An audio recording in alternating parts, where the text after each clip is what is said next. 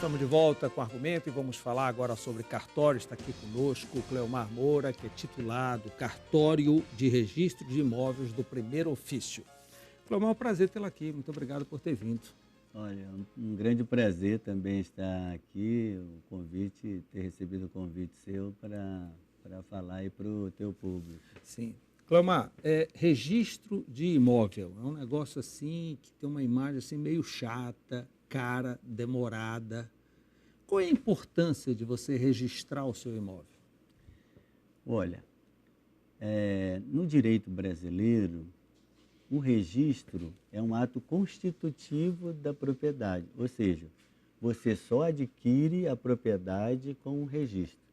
Enquanto você não tiver o seu título aquisitivo, que é aqui que nós conhecemos normalmente como uma escritura pública, né, ou um título administrativo, ou um título judicial, enquanto você não tiver esses títulos registrados, você só tem um direito obrigacional. Ou seja, o que significa isso, para entender melhor?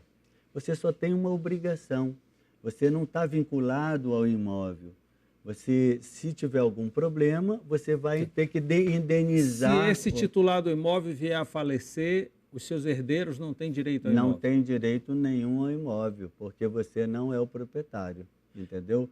Quando você registra o título, aí você adquire nesse momento a propriedade. Existe uma diferença entre a escritura pública do imóvel e o registro do imóvel? Sim, claro. Quando você procura o tabelião, ali, a escritura pública nada mais é do que um contrato. Você está se obrigando a transferir a propriedade. Quando você leva para o registro de imóveis, você aí adquire a propriedade do imóvel. Por isso que existe aquela famosa frase, quem não registra não é dono, entendeu? E quem registra no imposto de renda não é o suficiente, por exemplo, para demonstrar que é proprietário do imóvel? Não, porque qualquer pessoa pode pegar um bem, ainda que ele não esteja registrado, e declarar. Uma coisa é você declarar no seu imposto de renda e outra coisa é você levar o seu título aquisitivo ao registro imóvel e lá adquirir a propriedade. Cleomar, por que é tão caro esse serviço? Como é que é calculado, por exemplo? Como é que é cobrado a escritura pública? Como é que é cobrado o registro do imóvel? Olha, em primeiro lugar, as pessoas às vezes não têm uma ideia, né, uma visão de como é que isso funciona. Tanto que Mas não é o como... índice de imóveis não registrados deve ser imenso. É, muito grande. As pessoas não têm, como eu estava te dizendo, as pessoas não têm ideia de que o registro, ou registrador, ou notário, ele não estabelece o preço sobre a sua atividade. Não é ele, entendeu? Não é, por exemplo, como um profissional liberal que é estabelecido pelo conselho respectivo os valores. Não.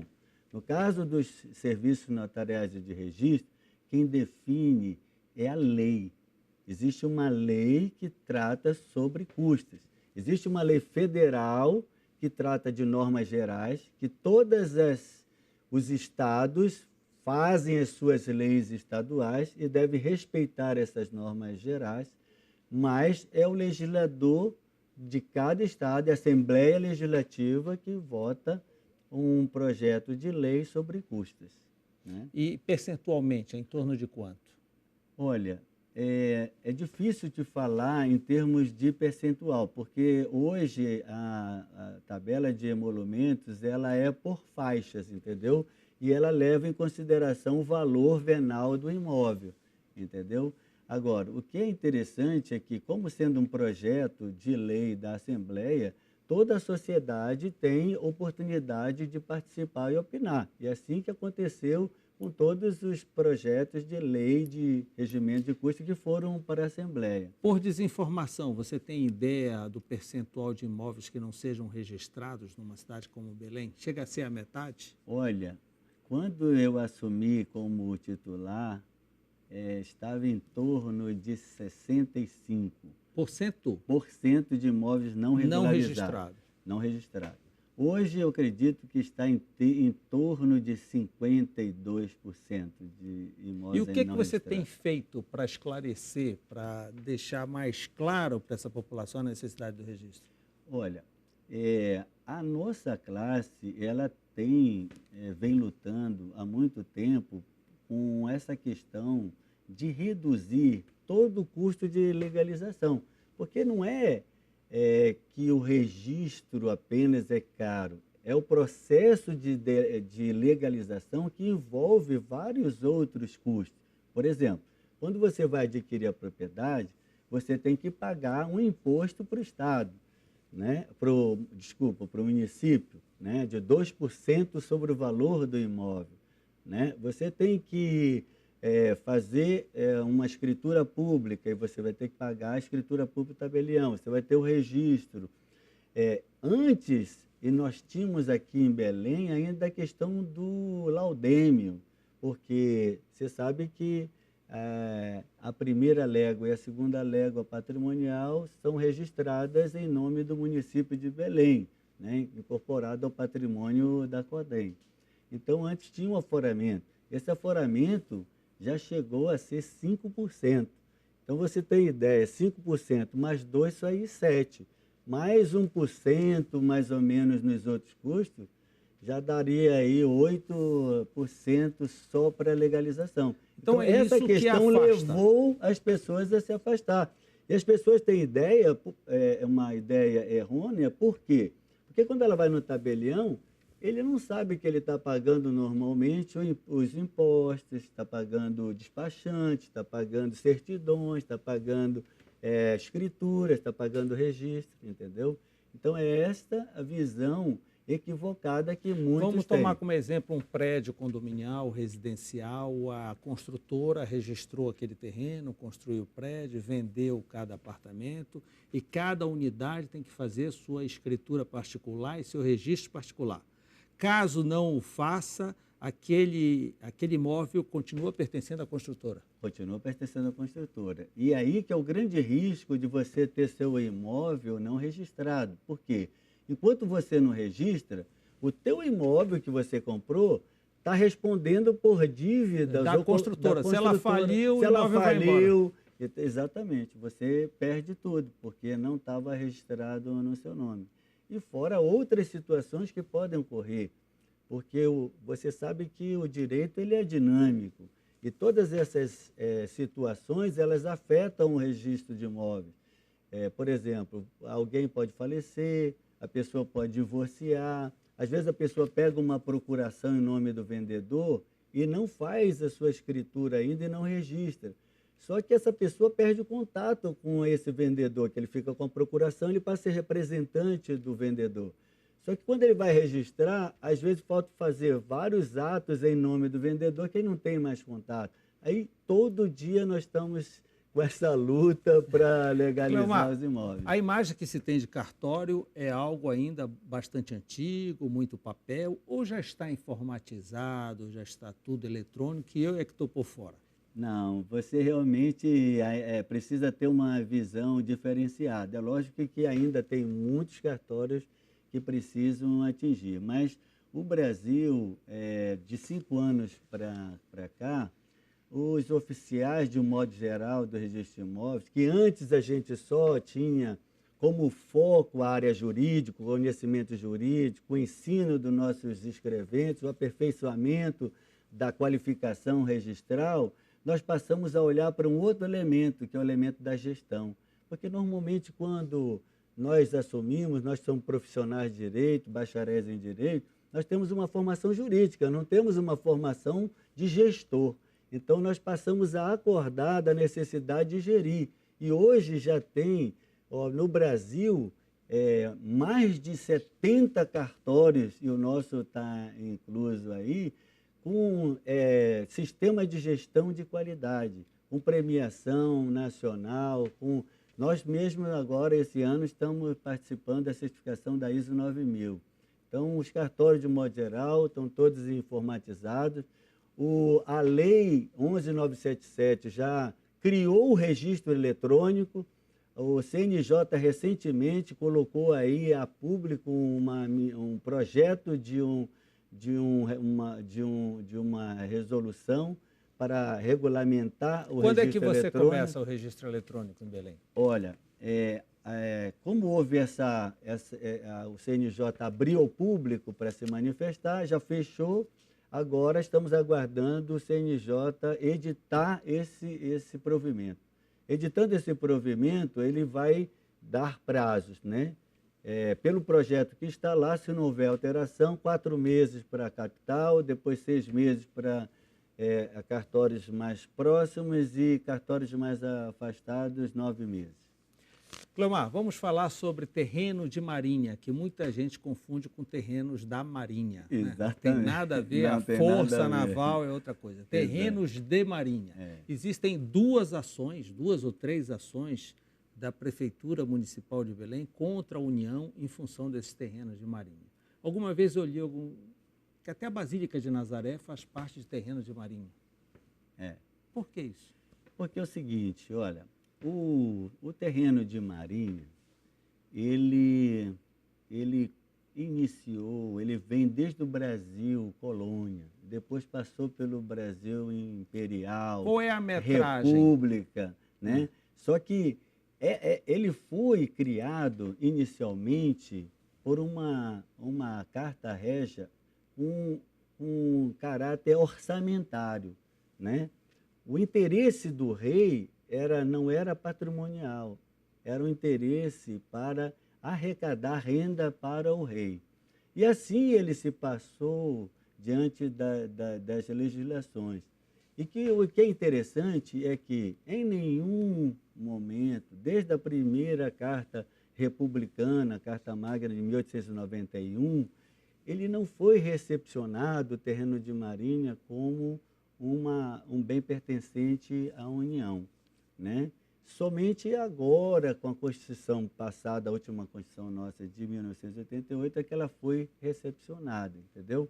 Então, o terreno de marinha, que as pessoas às vezes pensam que é da marinha, como você bem disse, que não tem nada a ver, na verdade, a extensão de terra, ele está definido lá no Decreto-Lei 9760 e no Código de Águas. Extensão, né, de terra, de rios. A extensão de terra, medindo 33 metros, da linha pré-mar de 1831 para a terra, ou seja, para dentro, para o continente. Toda e qualquer extensão de terra da linha pré-mar de 1831 para fora chama-se terreno acrescido de marinha. Então, esses terrenos, que antes sempre pertenceram, vamos dizer, como uma tradição para a União, a Constituição recepcionou, porque antes esses decretos que eu lhe falei, o 9760 e o Código de Águas, que tratavam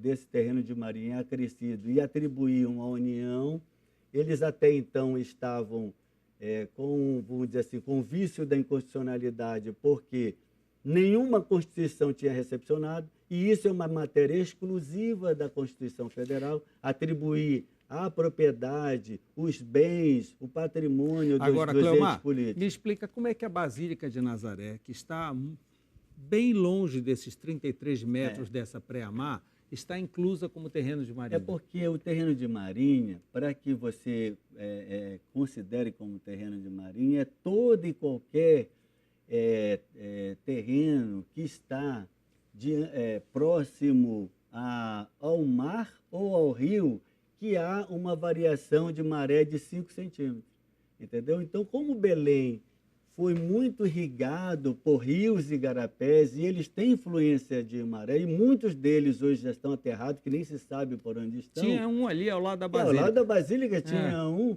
Então, por isso, ali é considerado um terreno de marinha. Por quê? Você definindo a linha pré-mar, para dentro... Aí vem aquela pergunta, o pessoal que mora ali na Orla, ali na Pedro Alves Cabral, que agora está cheio de prédios residenciais e tudo mais, eles pagam IPTU ou pagam para a União por terreno de marinha? Pois é, essa situação ela é bastante complexa, né? eu vou tentar colocar de uma forma mais Hoje, eles não estão simples. pagando para nenhum dos dois lados, porque está em conflito, Exatamente, não é verdade? exatamente. Não pagam nem IPTU para a Prefeitura de Belém, nem a taxa. Porque o que acontece é o seguinte, a Prefeitura Municipal de Belém, ou seja, o município de Belém, ainda que era intendência municipal, recebeu da coroa portuguesa uma légua patrimonial, chamada Carta de Doação e Sesmaria de 1627. Que vai até aqui a Doutor Freitas, né? É a primeira légua. A primeira légua patrimonial e depois recebeu uma segunda légua patrimonial. Essa Sesmaria, Carta de Sesmaria, ela tinha requisitos, né? O rei, ele determinava esses requisitos para ter um controle sobre a colônia. E esses requisitos eram: ele tinha que tomar posse, o sesmeiro, ele tinha que demarcar, ele tinha que registrar e confirmar, né? Então, o município de Belém, ele fez todas essas etapas. Ele, de 1628, ele tomou posse, em 1703 ele demarcou, em 1710 foi confirmado pela coroa portuguesa. Não existia nenhuma ordem régia que pudesse estar restringindo ou com aquela confirmação tivesse dito: olha, não atua esta Sesmaria sobre os terrenos de Marinho acrescido. Portanto, concluindo, no meu ver, esta primeira légua patrimonial, e depois que ela foi registrada em 1970, o município adquiriu propriedade plena, né? Então, só que hoje esta delimitação geográfica, ela mudou muito, inclusive com a questão de acréscimos e tudo mais. Né, a estação das docas foram aterradas, entendeu? Bem, então isso precisa-se definir essa linha pré-amar, que está sendo discutida, como você bem disse, em 3 ações, né? Ministério Público, município, uma ação civil pública, e município, uma ação cautelar incidental. Isso ainda vai demorar. Quem tem um imóvel numa área, num terreno de Marinha, qual o procedimento se ele quiser vender o imóvel? Bom, essa questão ela já vem se alongando. Você vai poder fazer esse registro mesmo? Não vai poder. Não vai poder, entendeu? Porque essa questão já vem se alongando por muito tempo. Como eu disse para você, por um lado, a União diz que a terreno de Marinha é propriedade dela, a Constituição, o artigo 20, diz que é patrimônio da União. O município, por outro lado, tem essa Carta de Sesmaria. Vai ser uma decisão da Justiça. E há uma sobreposição, é isso que eu quero te falar. E a União tentou registrar esta área da União no meu cartório no segundo ofício. No meu cartório, nós verificamos que havia essa sobreposição, fizemos uma suscitação de dúvida. E não foi respondida essa suscitação de dúvida, a AGU entrou com uma ação contra mim e que já foi decidida em primeira instância, foi decidida a meu favor, foi extinta sem julgamento do mérito, tá? Em recurso de apelação, aguardando um novo julgamento. Então quer dizer que quem Agora, tem... o que eu quero te falar, é importante te falar, é que o município e a União vêm tentando chegar a um denominador comum, um acordo. A um acordo. Só que às vezes o que acontece? Quando um tem interesse, o outro não tem interesse, quando um tem interesse, no outro tem interesse. Parece que agora há um movimento... Então qualquer negócio na orla, principalmente, que é terreno de Marinha, está carente do registro. Agora deixa eu te explicar uma situação. Se o imóvel tiver registro como... vamos dizer assim, advindo da prefeitura, ele não está proibido de registro. Por quê? Por que eu te falei que está proibido?